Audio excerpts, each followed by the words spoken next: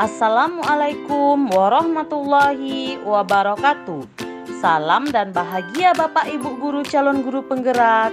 Kembali lagi bersama kami kelompok 2 di ruang kolaborasi modul 3.1 pengambilan keputusan berbasis nilai-nilai kebajikan sebagai pemimpin. Bersama saya Della Nazda Putri dan dua rekan saya yaitu Ibu Mujiati dan Ibu Sri Hartati. Masih dibersamai oleh fasilitator hebat Ibu Zulhayati SPDMM dan pengajar praktik luar biasa Ibu Delmayani SPDMPD. Baiklah, kasus yang kami angkat di sini adalah studi kasus nyata dari salah seorang dari kami yaitu saya sendiri, yaitu pada akhir kegiatan pembelajaran, sekolah mengadakan kegiatan rapat kenaikan kelas. Kepala sekolah mengadakan pertemuan dengan wali kelas dan semua dewan guru untuk membahas laporan hasil belajar murid selama 1 tahun pelajaran. Kriteria kenaikan kelas yang harus dilaporkan masing-masing wali kelas adalah data afektif dan informasi pembelajaran dari guru. Kriteria kenaikan kelas adalah jumlah nilai di bawah KKM maksimal 3 mata pelajaran. Presentase kehadiran 80% dari total hari efektif, nilai sikap sekurang-kurangnya baik, dan menyelesaikan seluruh program kegiatan belajar yang sudah ditetapkan oleh satuan pendidikan, serta telah mengikuti asesmen formatif dan sumatif. Dengan demikian, kepala sekolah pun meminta dan memerintahkan kepada dewan guru untuk memberikan nilai kepada seluruh siswa tanpa terkecuali. Harus minimal KKM, karena jika ada murid yang tidak naik kelas dikarenakan tidak sampai nilai KKM, khawatir murid tersebut malu tinggal kelas dan akhirnya putus sekolah. Dan hal tersebut akan bertentangan dengan peraturan pemerintah daerah dan pasti sekolah akan mendapat teguran keras.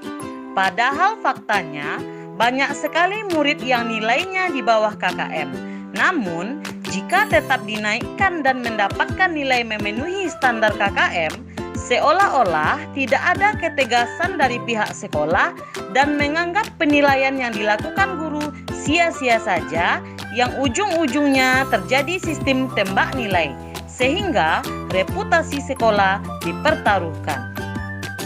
Nah, kasus tersebut dapat dianalisis dengan cara yang pertama yaitu paradigma dilema etika, yang kedua prinsip dilema etika, dan yang ketiga yaitu dengan 9 langkah pengambilan dan pengujian keputusan. Nah, baiklah, dari kasus tersebut, jika dipandang dari paradigma dilema etika, itu mengarah ke rasa keadilan lawan rasa kasihan. Dilema etika terjadi saat kepala sekolah meminta guru untuk memanipulasi nilai dan kehadiran murid karena adanya rasa kasihan, khawatir putus sekolah jika harus tinggal kelas. Kemudian, jika dilihat dari prinsip dilema etika, kasus tersebut mengarah ke berpikir berbasis rasa peduli atau care-based thinking. Prinsip berpikir berbasis rasa peduli dipilih karena bertujuan untuk memberikan kesempatan kepada murid agar dapat tetap melanjutkan sekolah. Kita lanjut ke 9 langkah pengambilan dan pengujian keputusan. Yang pertama yaitu mengenali nilai-nilai yang saling bertentangan. Nilai yang bertentangan adalah nilai kejujuran dengan nilai kemanusiaan pada kasus tersebut. Guru tidak jujur saat memberikan nilai karena mengutamakan rasa kemanusiaan murid. Kemudian langkah kedua yaitu menentukan siapa yang terlibat dalam situasi ini. Yang terlibat dalam situasi tersebut adalah yang pertama kepala sekolah, yang kedua guru, yang ketiga murid, dan yang keempat adalah masyarakat. Kita lanjut langkah ketiga, kumpulkan fakta-fakta yang relevan dalam situasi ini. Beberapa murid memiliki nilai kurang dari KKM dan ketidakhadiran melebihi batas maksimal sehingga tidak memenuhi syarat kenaikan kelas. Yang kedua, kepala sekolah menginstruksikan agar guru memberikan nilai minimal KKM dan mengubah ketidakhadiran agar dapat naik kelas. Fakta selanjutnya, guru kurang nyaman atas keputusan tersebut karena merasa kurang adil pada murid yang rajin. Kemudian, kepala sekolah khawatir jika anak tidak naik akan putus sekolah, namun juga khawatir jika semua dinaikkan maka reputasi sekolah kurang baik di mata masyarakat.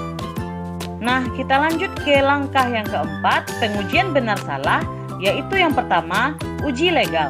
Tidak ada pelanggaran hukum dalam situasi tersebut, sehingga termasuk ke dalam dilema etika. Masih di langkah nomor 4, dalam pengujian benar salah, yaitu yang B-nya, uji regulasi atau standar profesional. Ada pelanggaran kode etik profesi dalam kasus ini. Hal tersebut dapat dilihat dari guru memberikan nilai yang tidak sesuai dengan aturan presentasi nilai akhir kenaikan kelas. Ketidaksesuaian tersebut dapat dibuktikan dari kehadiran murid yang tidak cukup, kurangnya nilai harian, dan murid yang datang pada saat ujian akhir kenaikan kelas berlangsung dan walaupun mereka tidak datang sebelumnya. Lanjut langkah 4, uji intuisi. Berdasarkan perasaan dan intuisi kami, tidak ada yang salah. Semua benar.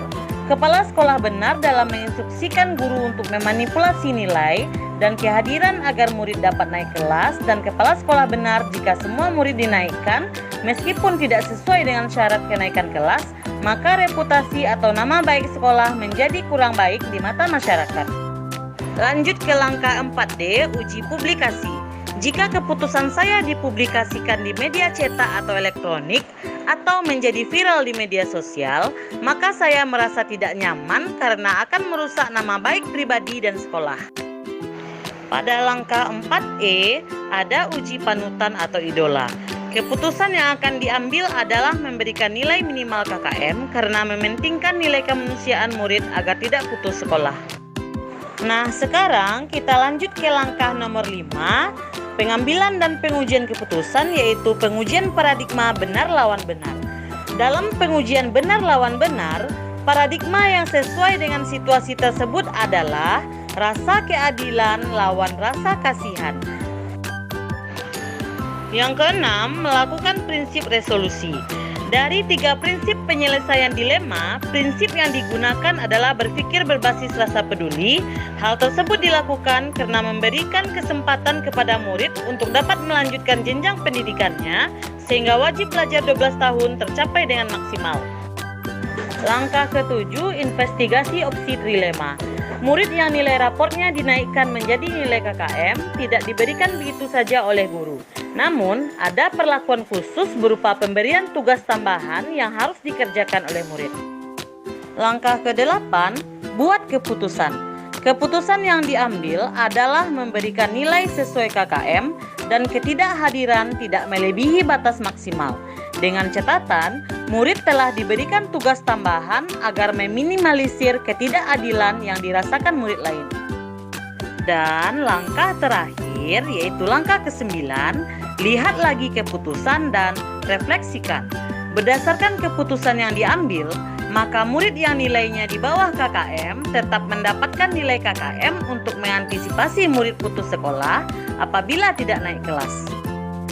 Hal yang menarik dari kasus tersebut adalah nilai kemanusiaan lebih diutamakan pada kasus tersebut karena menyangkut masa depan murid.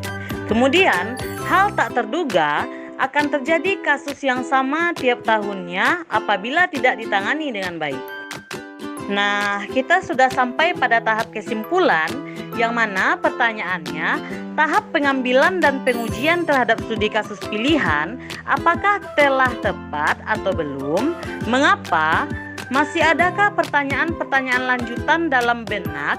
Apakah pilihan pengambilan keputusan ini telah tepat?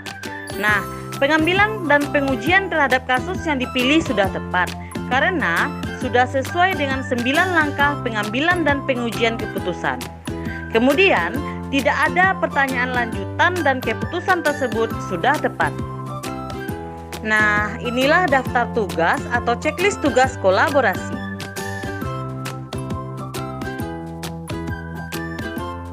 Itulah tadi pemaparan kelompok kami, yaitu kelompok 2.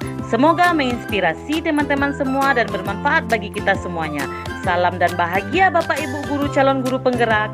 Assalamualaikum warahmatullahi wabarakatuh.